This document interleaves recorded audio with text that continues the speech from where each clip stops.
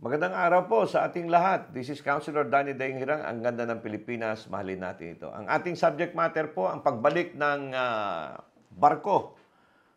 Davao, Manila, Manila, Davao by General Santos City as well as Iloilo. So, pwede ka nang umikot. Naputol ito. Dati, alam mo yung classification ng ating capacity to travel. Iba-iba, no? May kaya magbayad ng eroplano, may kaya magbayad ng bus, may kaya magbayad ng barko. Yung bus naman, almost the same ang cost, pero malayo, pagod. Yung barko naman, rested ka. Nakakatulog ka.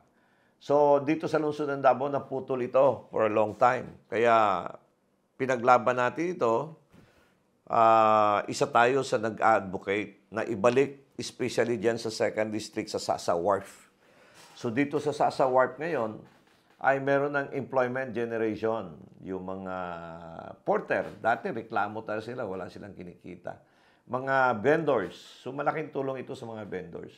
Matagal nating pinaglaban ito. I think we passed a resolution in the City Council na ibalik ito, yung barko.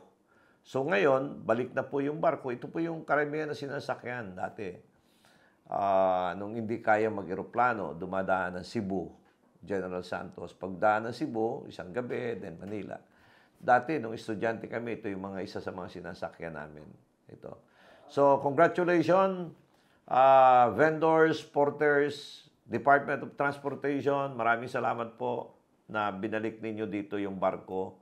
Davao, Manila, Manila, Davao. And ito po yung mga barko ngayon na pwede nating bumili ng ticket at masakyan natin. Congratulations sa lahat. Hanggat sa muli, para sa mga kababayan natin.